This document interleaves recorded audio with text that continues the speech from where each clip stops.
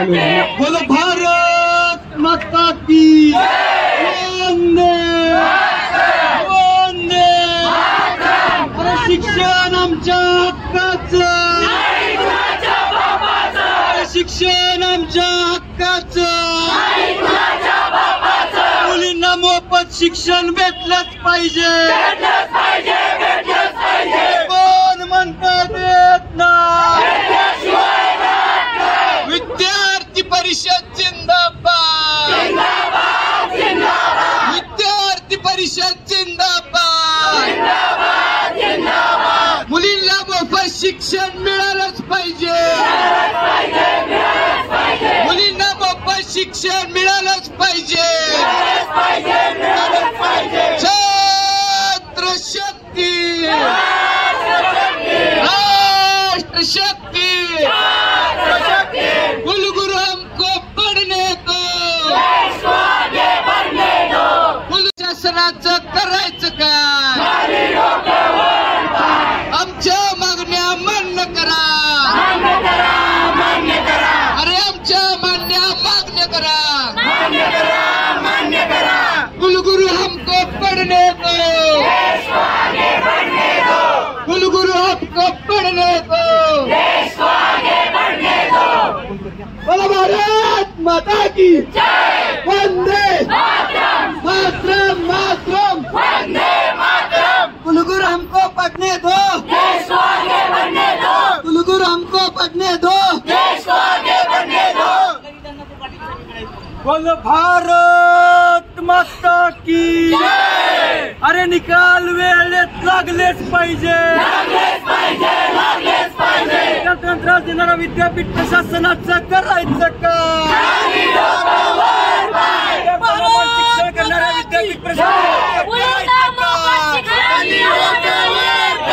आम्ही आमच्या तुम्ही सांगू नका ते विद्यार्थ्यांना माझी विनंती आहे, तुम्हाला जी सोय होईल त्याप्रमाणे आम्ही प्रशासनाला विनंती केलेली आहे। काही कायदा हातात घेऊ नका, आम्हाला फक्त न्याय पाहिजे। हे तुम्ही वर पाठवून द्या।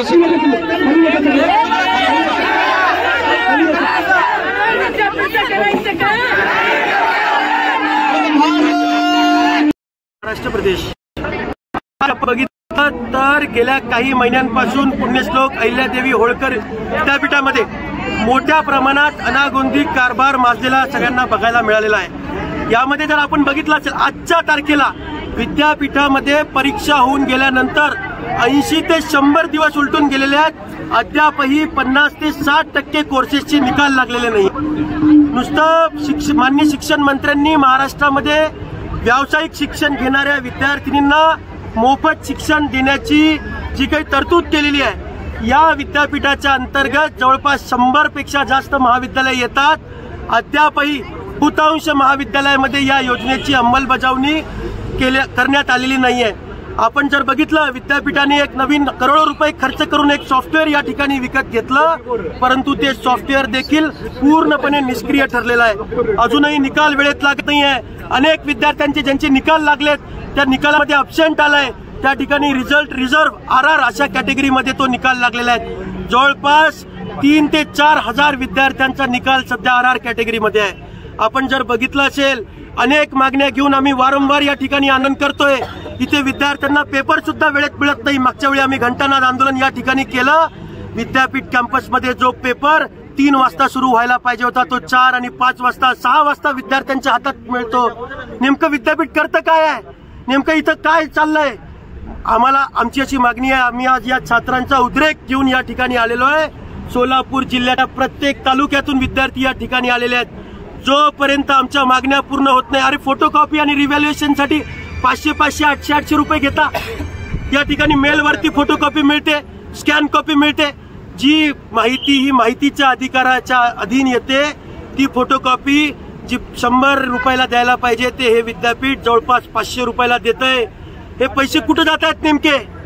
या पैशांचं विद्यापीठ काय करतंय असा प्रश्न या ठिकाणी आम्हाला पडतोय।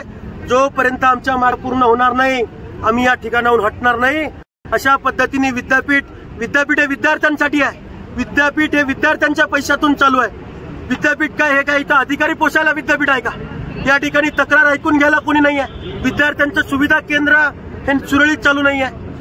या विद्यापीठामध्ये पूर्णपणे भोंगळ कारभार सुरू आहे असा आमचा स्पष्ट ठिकाणी आरोप आहे।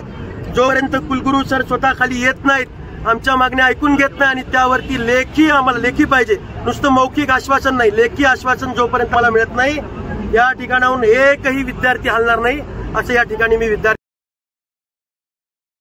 आलंय की बाबा मुलींना प्रशिक्षण जे टेक्निकल एज्युकेशन घेतात, पण अद्याप विद्यापीठात मी पण एमटेक करते इथं अद्यापही ह्याची अंमलबजावणी झाली नाही। अरे 17 मार्काच्या आउट ऑफ द सिलेबस तुम्ही क्वेश्चन टाकताय, अर्धा तास एक तास लेट देत आहेत, हे चुकीचं आहे। तो एक पेपरचे 2-2दा निकाल लागतायत आणि ज्या वेळेस पहिला निकाल लागतो तेव्हा मार्क्स वेगळे आणि नंतर तुम्ही फेल दाखवताय, हे कुठेतरी खूप गडबडीचं आहे। वारंवार आम्ही त्यांना निवेदनं देतोय, वारंवार आम्ही आंदोलनं करतोय, पण याच्यावरती कुणाचाच काही आम्हाला लेखी आजपर्यंत त्यांनी नीट दिलेलं नाहीये किंवा त्याच्यावर काही ऍक्शन घेतलेली नाहीये।